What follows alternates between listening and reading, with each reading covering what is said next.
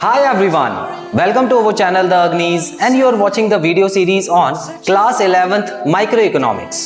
Class 11th Microeconomics में हमारा Consumers Equilibrium chapter चल रहा है जिसके कुछ पार्ट हम ऑलरेडी कर चुके हैं।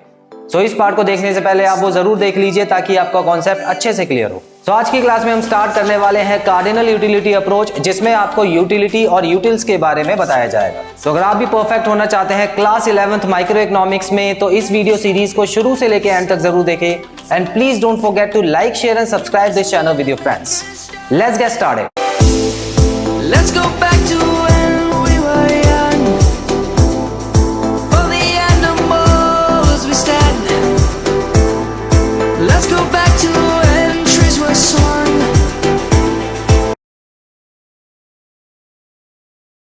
तो आइए स्टूडेंट स्टार्ट करते हैं अपनी आज की क्लास, जिसमें हम करने वाले हैं कंज्यूमर्स इक्विलिब्रियम का एक बहुत ही इंटरेस्टिंग टॉपिक जिसका नाम है कार्डिनल यूटिलिटी अप्रोच। स्टूडेंट्स, पिछली क्लास में मैंने आपको बताया था कि दो अप्रोच होते हैं जिससे हम कंज्यूमर्स इक्विलिब्रियम के लेवल को मेजर कर सकते हैं, उस लेवल तक कैसे पहुंचा जाता है उसके बारे में पता लगा सकते हैं। तो पहला अप्रोच है कार्डिनल यूटिलिटी और इसके बाद एक और अप्रोच करेंगे जिसका नाम होगा ऑर्डिनल यूटिलिटी। हालांकि ऑर्डिनल के बारे में हम बाद में बात करेंगे आने वाली क्लासेस में। स्टार्ट कर रहे हैं आज की क्लास में cardinal utility approach. So students, cardinal utility approach में वर्ड कार्डिनल का मतलब क्या है? देखिए, कार्डिनल कभी भी किसी चीज को मेजर करने के लिए जब हम कोई क्वांटिटी का यूज करते हैं, कोई नंबर का यूज करते हैं, तो उसको बोलते हैं कार्डिनल। जैसे कि मान लेते हैं कि मेरा वेट जो है वो 65 से 70 अराउंड है। मान लेते हैं 65 केजी मेरा वेट है, तो मैंने एक यूनिट लगा दिया, तो उसको बोला जाता है, मैंने इसको कार्डिनल मेजरमेंट दे दी। उसके अलावा अगर आपका स्कूल आपके घर से 1 किलोमीटर दूर है या 2 किलोमीटर दूर है, तो उसमें भी आप एक यूनिट ऑफ मेजरमेंट वहां बता रहे हो, तो उसको भी हम बोलते हैं कार्डिनल मेजरमेंट वहां पे लगी है। उसी तरह अगर हम हाइट की बात करते हैं तो हाइट भी मीटर्स में होती है, हाइट फुट में भी होती है। तो अलग अलग तरीके से हम लोग हाइट नापते हैं, तो उसमें भी एक पर्टिकुलर नंबर होता है जिसके हिसाब से हम उसको मेजर कर सकते हैं। तो जहां पर भी न्यूमेरिकल मतलब नंबर लगे होते हैं बेसिकली, तो वहां पर आप बोल सकते हैं वहां पे कार्डिनल मेजरमेंट का यूज किया गया है। लेकिन क्या कार्डिनल आप अपनी सेटिस्फैक्शन को मेजर करने के लिए भी लगा सकते हो? आपको कभी ऐसा लगा कि आपको मन कर रहा है, मान लेते हैं पिछली क्लास में पिज्जा के बारे में बात की थी, तो पिज्जा का ही एग्जांपल ले लेते हैं। आपका मन कर रहा है पिज्जा खाने का, तो आप बता सकते हैं कि कितना मन कर रहा है? 1 किलो मन कर रहा है, 2 किलो मन कर रहा है, या 1 किलोमीटर मन कर रहा है, 2 किलोमीटर मन कर रहा है? आप बता सकते हैं कितनी आपको यूटिलिटी चाहिए उस पिज्जा से, कितना यूजफुल है वो पिज्जा आपके लिए? नहीं बता सकते हैं। तो यहां पर जब हम अपनी सेटिस्फैक्शन को कार्डिनल यूनिट्स में नहीं लिख पाते हैं, तो हम उसको पढ़ेंगे कैसे? हालांकि हमको इस कंज्यूमर्स इक्विलिब्रियम चैप्टर में यही पढ़ना है कि जो कमोडिटी का जो प्राइस होता है, देखिए प्राइस भी कार्डिनल यूनिट्स में होता है। अगर किसी चीज का प्राइस आप दुकान में जाके पूछेंगे तो आपको एक पर्टिकुलर नंबर बता देंगे, तो उसी नंबर को आपको उसको पे करना होगा। तो इसका मतलब है दुकान पे तो फिक्स्ड प्राइस है, उसको तो आप कार्डिनल मेजरमेंट कर सकते हो उसका, लेकिन क्या अपने अंदर जो सेटिस्फैक्शन है आपके, तो उसका भी कार्डिनल मेजरमेंट कर सकते हो? अभी तक तो नहीं कर सकते थे। बिल्कुल आप भी यही बोलेंगे। अभी तक तो आपने ऐसा कुछ नहीं सुना कि अपने मन की जो आशाएं हैं, जो नीड्स हैं, जरूरतें हैं, उसको भी आप मेजर कर सकते हो। तो स्टूडेंट्स, कार्डिनल यूटिलिटी अप्रोच में बेसिकली यही हम करने वाले हैं। यहां पर एक ऐसा यूनिट बनाया जाएगा, वो एक साइकोलॉजिकल यूनिट होगा। कहने का मतलब है वो असली दुनिया में प्रेजेंट नहीं है, तो ऐसा यूनिट हम उसको लेट करेंगे, मानेंगे, और ये देखेंगे कि हमारी जो सेटिस्फैक्शन है, जो कमोडिटी को यूज करके हमको कितनी सेटिस्फैक्शन मिली। हम अपनी सेटिस्फैक्शन को नंबर्स में लिख पाएंगे और उसके बाद उसको हम प्राइस से कंपेयर करेंगे, ताकि हमको पता लगे कि जो वस्तु का प्राइस है, जो भी हम कमोडिटी यूज कर रहे हैं, उसका जो प्राइस है, क्या वो हमारी सेटिस्फैक्शन से ज्यादा है या हमारी सेटिस्फैक्शन से कम है। कंपैरिजन जरूरी है या नहीं है, बताइए। अब जब रुपीज में सामने वाली चीज है तो उसको किसी चीज से कंपेयर तो करें, तभी तो हम ये पता लगा पाएंगे कि वो चीज हमको फायदा दे सकती है, हमको सेटिस्फाई कर सकती है या नहीं सेटिस्फाई कर सकती। अगर सेटिस्फाई कर सकती है तो हम उसका प्राइस पे कर देंगे, लेकिन अगर नहीं सेटिस्फाई करेगी, हमको लग रहा है कि प्राइस ज्यादा है उसका, तो हम उस चीज को नहीं खरीदेंगे। तो बेसिकली कंज्यूमर्स इक्विलिब्रियम में यहां पर कार्डिनल यूटिलिटी अप्रोच में अपनी सेटिस्फैक्शन को एक न्यूमेरिकल वैल्यू के थ्रू आपको प्रेजेंट करना है और उसको कंपेयर करना है जो कमोडिटी है उसके प्राइस से, बस इतना ही करना है और कुछ नहीं। क्लियर? अब फॉर एग्जांपल देखिए, एग्जांपल यहां पर भी लिखा है, लेकिन हम पहले एक और एग्जांपल ले लेते हैं, जैसे कि आइसक्रीम और चॉकलेट। आपने आइसक्रीम खाई और चॉकलेट खाई, दोनों आपने लगातार कुछ समय बाद खाई, 5-10 मिनट का गैप मान लीजिए, ठीक है। तो इसके बीच में सबसे पहले आपने आइसक्रीम खाई और उसके बाद आपने 5 मिनट वेट करके चॉकलेट खा ली। अब आपको आइसक्रीम ज्यादा अच्छी लगी, मान लेते हैं, देखिए कुछ बच्चों को चॉकलेट भी अच्छी लगी होगी, ठीक है, लेकिन एक इंडिविजुअल है, बहुत सारे लोगों में से हमने एक इंडिविजुअल ले लिया जिसको आइसक्रीम ज्यादा पसंद आई थी चॉकलेट के हिसाब से। उसने बोला देखो भैया मेरे को तो आइसक्रीम का फ्लेवर ज्यादा अच्छा लगा, चॉकलेट मेरे को इतनी अच्छी नहीं लगी, ठीक है। तो हमको इतना तो समझ आ गया कि उसको आइसक्रीम अच्छी लगी, चॉकलेट अच्छी नहीं लगी उतनी जितनी आइसक्रीम अच्छी लगी। तो अब मैंने उससे ये पूछा, नेक्स्ट क्वेश्चन मेरा ये था कि क्या आप मुझे ये बता सकते हो कि आइसक्रीम आपको कितनी अच्छी लगी चॉकलेट से? यूनिट्स में बता सकते हो, नंबर में बता सकते हो। डबल अच्छी लगी, ट्रिपल अच्छी लगी, या 1/4 अच्छी लगी, 2/5 अच्छी लगी? क्या मैं ये पूछ सकता हूं? या आधी अच्छी लगी? क्या वो उसका जवाब मुझे नंबर्स में दे पाएगा? बिल्कुल नहीं दे पाएगा। क्यों? क्योंकि उसने कभी नंबर में मेजरमेंट ही नहीं किया सेटिस्फैक्शन का। क्लियर? तो इसके लिए अगर मैं एक यूनिट बना दूं उसकी सेटिस्फैक्शन का, जैसे कि अगर उसने आइसक्रीम खाई तो उसको 20 यूनिट्स की सेटिस्फैक्शन मिली, तो जाहिर सी बात है जब उसने चॉकलेट खाई होगी तो 20 से कम की ही सेटिस्फैक्शन मिली होगी। मान लेते हैं 15 की मिली होगी, ज्यादा गैप नहीं है, 15 की। तो यहां पर हम यही करने वाले हैं कार्डिनल में, हम जो सेटिस्फैक्शन निकल के आ रही है किसी भी कमोडिटी से उसको एक न्यूमेरिकल वैल्यू दे देंगे और उसके बाद हम उसको कंपेयर करेंगे। अब मान लेते हैं कि एक और दूसरा इंडिविजुअल था जिसको चॉकलेट ज्यादा पसंद आई। उसने कहा कि देखिए चॉकलेट में मुझे 20 की यूटिलिटी मिली है, 20 यूनिट्स की यूटिलिटी मिली है।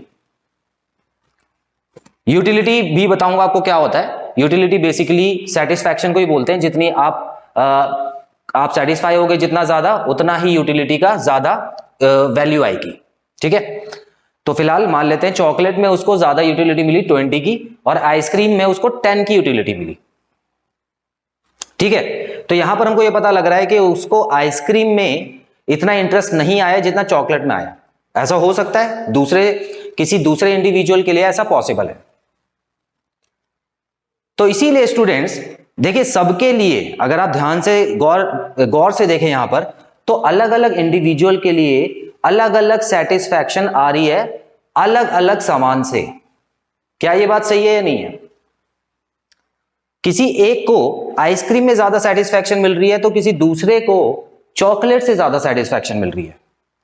किसी एक के लिए आइसक्रीम की जो यूटिल्स हैं, जो यूटिलिटी है वो ज्यादा है, किसी दूसरे के लिए चॉकलेट की यूटिलिटी ज्यादा है। तो इसीलिए तो इसको कंफर्म नंबर नहीं दिए गए। जो हम सेटिस्फैक्शन बोलते हैं, हर आदमी के लिए अलग अलग चीजें सेटिस्फैक्शन देती हैं, है ना। तो सब लोग एक पर्टिकुलर नंबर थोड़ी देंगे उस एक वस्तु को। अब किसी ने आइसक्रीम को ज्यादा नंबर दिए तो दूसरे ने आइसक्रीम को कम नंबर दिए, तो इसीलिए तो कोई पर्टिकुलर यूनिट नहीं बनाए गए। अब जैसे अगर मैं बोलूं 2000 का नोट जो है वो सबके लिए 2000 का नोट है। अब चाहे कोई भूखा हो उसके लिए भी 2000 का नोट है, जिसका पेट भरा हुआ है उसके लिए भी 2000 का नोट है। ऐसा तो नहीं है किसी के लिए 2000 के नोट की वैल्यू कम हो गई है, या अलग अलग तरीके से उसको खर्च करते हैं? बिल्कुल नहीं। तो उसको तो एक पर्टिकुलर वैल्यू मिल गई है, लेकिन क्या सेटिस्फैक्शन को एक पर्टिकुलर वैल्यू मिल सकती है? बिल्कुल नहीं मिल सकती। तो इसी चीज के बारे में हम लोग बात करने वाले हैं कार्डिनल यूटिलिटी अप्रोच में। Clear students? अब हम पढ़ना शुरू करते हैं कि बोर्ड पे क्या लिखा है, उसके बाद आपको और बेहतर तरीके से समझ आएगा। तो यहां पे कार्डिनल यूटिलिटी अप्रोच में पहला पॉइंट है, people consume different goods and services to maximise the satisfaction level. ये हमने पहले भी बात की है कि सेटिस्फैक्शन लेवल को बढ़ाने के लिए जो लोग हैं अलग अलग तरीके के सामान को यूज करते हैं, कंज्यूम करते हैं। It is difficult to express the quantum of satisfaction.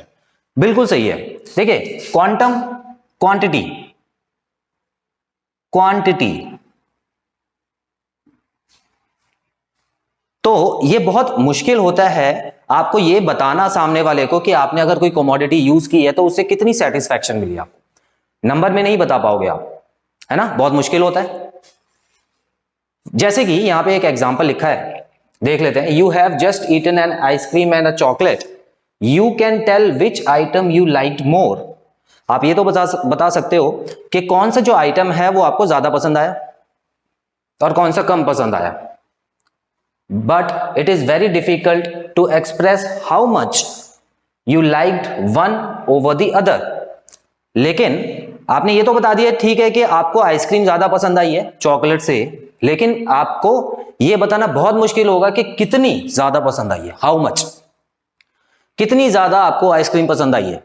भाई डबल पसंद आई है, ट्रिपल पसंद आई है, 4 टाइम्स पसंद आई है, ऐसा आप नहीं बता सकते हो। आपको हाँ इतना जरूर बता सकते हो आपकी हाँ पसंद आई, मेरे को आइसक्रीम ज्यादा अच्छी लगी, ऐसा होता है। क्लियर? तो cardinal utility approach shows the concept of quantum utility.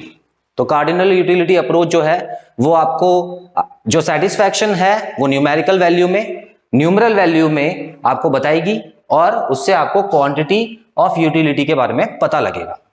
अब ये जो वर्ड यूटिलिटी क्या है इसके बारे में अभी आपको बताता हूं।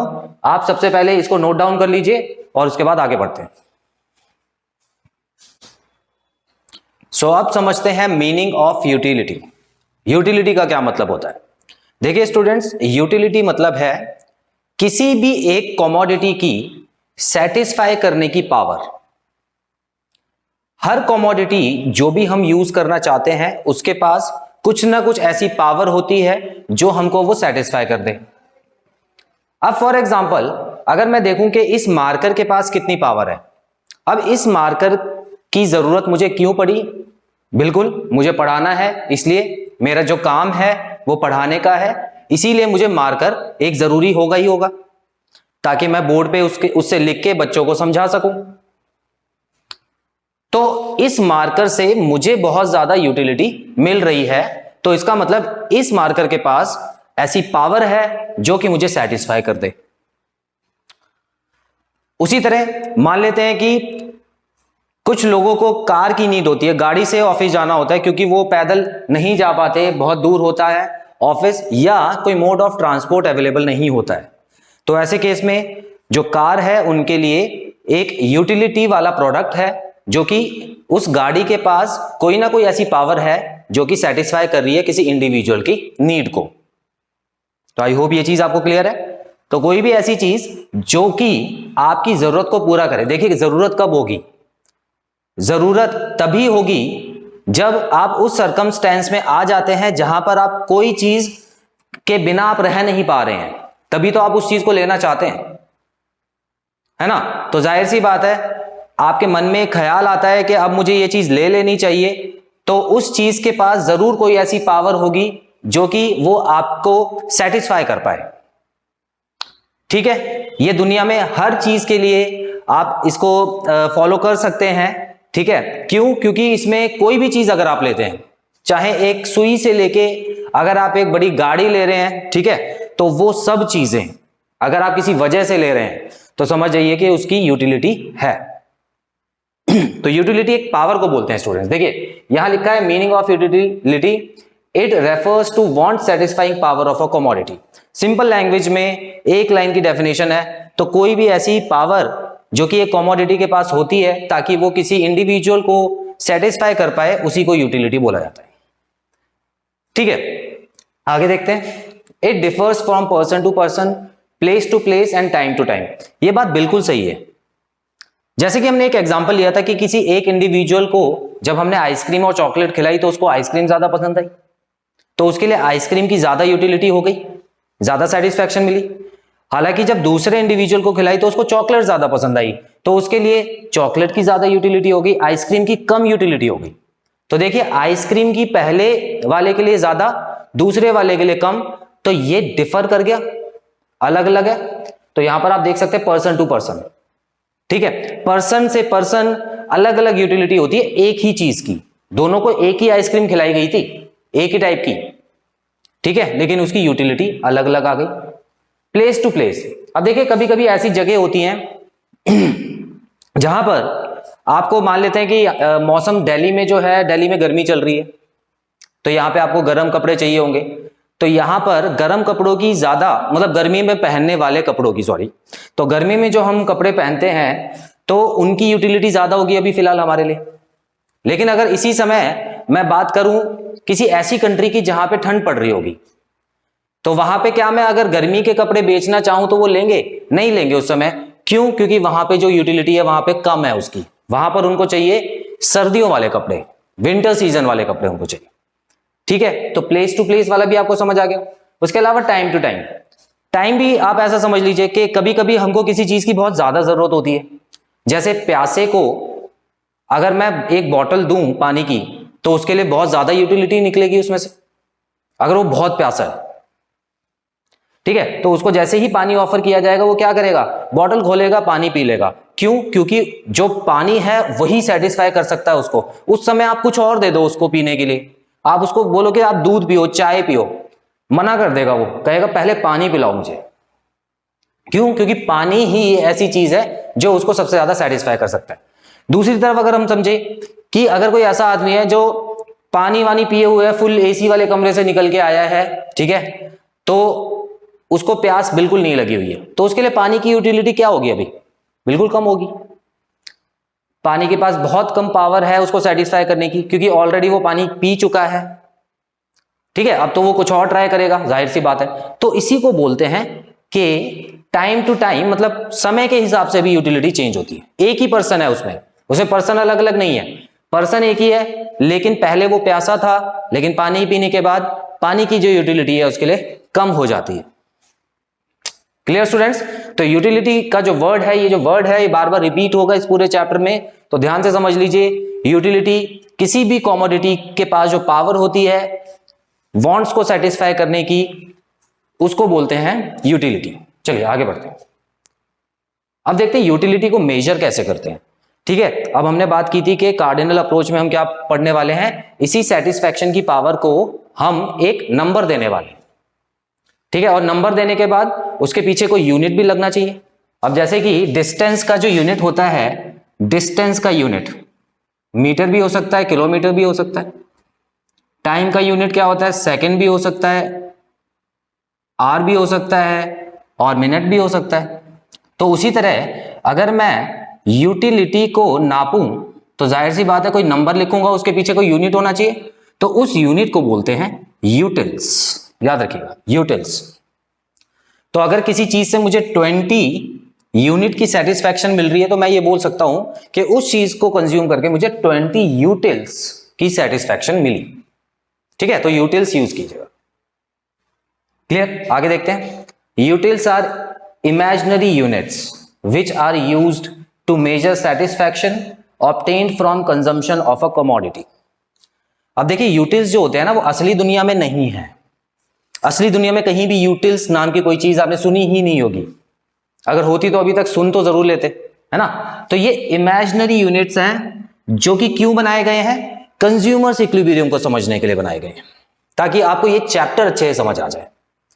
क्योंकि इस चैप्टर को, इस टॉपिक को समझाने के लिए बिना यूटिल्स के आप आगे नहीं बढ़ सकते थे। तो फिलहाल मान के चलो कि ये भी एक ऐसी चीज है जो इस दुनिया में एग्जिस्ट करती है, ठीक है। तो ये इमेजिनरी यूनिट है, और किस चीज के यूनिट है ये हमको बताते हैं मेजर सेटिस्फैक्शन। तो सेटिस्फैक्शन को मेजर करने के लिए ये यूनिट्स बनाए गए। Utils are then converted into monetary form to understand consumers equilibrium. यहां पे सीई लिख दिया है मैंने, जगह कम थी तो यहां पे कंज्यूमर्स इक्विलिब्रियम लिखा है। तो अगर ध्यान दिया जाए तो क्या बताया जा रहा है कि एक बार आपने यूटिल्स पता कर लिए, उसके बाद इसको आप मोनेटरी फॉर्म में कन्वर्ट करते हो ताकि आपको यह पता लग सके कि कंज्यूमर्स इक्विलिब्रियम का मतलब क्या है। इसका भी एक आपको छोटा सा एग्जांपल मैं देना चाहूंगा। देखिए, मान लेते हैं अभी आपको मैंने समझाया था कि आइसक्रीम से आपको 20 यूटिल्स की सेटिस्फैक्शन मिली, तो ये तो हो गया सेटिस्फैक्शन जिसको हमने नाप लिया, ठीक है, सेटिस्फैक्शन हो गया। अब इस सेटिस्फैक्शन को अगर मैं रुपए में चेंज कर दूं किसी तरह, है ना, किसी तरह रुपए में चेंज कर दूं, तो मुझे जो कमोडिटी की असली वैल्यू है, असली कीमत है उससे इसको कंपेयर करने में आसानी हो जाएगी या नहीं हो जाएगी, है ना। देखिए, मान लेते हैं आइसक्रीम की जो असली कीमत थी वो थी 30 रुपीज, 30 रुपीज थी असली कीमत। और यहां पर जो 20 यूटिल्स की मुझे 20 यूटिल्स की सेटिस्फैक्शन मुझे मिली है, मान लेता हूं कि एक यूटिल जो था वो 2 रुपीज के बराबर था, ठीक है, एक यूटिल 2 रुपीज के बराबर था। अभी फिलहाल क्या कर रहा हूं मैं जो यूटिल्स हैं उसको रुपीज में चेंज करने की कोशिश कर रहा हूं ताकि इस 30 से कंपेयर कर सकूं, ठीक है। ये तो फिक्स्ड है, दुकान वाले ने बोल दिया देखिए कि जो आइसक्रीम मिलेगी आपको 30 रुपए की मिलेगी जो आपको खानी है, ठीक है, तो वो 30 रुपए उसकी कीमत है। लेकिन आपके लिए वो जो है वो कितने रुपए की पड़ गई। देखिए, आपको लगता है कि 20 यूटिल्स की सेटिस्फैक्शन वो आइसक्रीम आपको दे देगी 20 यूटिल्स की, और एक यूटिल कितने रुपए का है, 2 रुपए का आपके लिए। तो फिलहाल यहां पर टोटल कितनी सेटिस्फैक्शन निकल के आ गई, 40 यूटिल्स की सेटिस्फैक्शन आ गई। तो इसका मतलब देखिए 40 रुपीज की, क्योंकि रुपए में कन्वर्ट कर दिया मैंने उसको, ठीक है। तो अब देखिए 30 को जो कि उसका ओरिजिनल प्राइस है उसको अगर मैं 40 रुपीज से कंपेयर करूं, मुझे सेटिस्फैक्शन मिल रही है इतने रुपए की, हालांकि मुझे देने पड़ रहे हैं इतने रुपए। तो क्या मैं उस चीज को खरीदूंगा या नहीं खरीदूंगा, बिल्कुल खरीदूंगा। क्यों, क्योंकि देखिए वो चीज तो मेरे को सस्ते में पड़ गई ना। तो इसका मतलब है मेरा मन कर रहा है आइसक्रीम खाने का इस समय, ठीक है। इस समय वो आइसक्रीम खाने का मेरा इतना मन है कि उसके लिए अगर वो 40 रुपए भी मांगता तो मैं दे देता, जब वो 30 रुपए मांग रहा है तो मैं बिल्कुल खरीदूंगा उसको।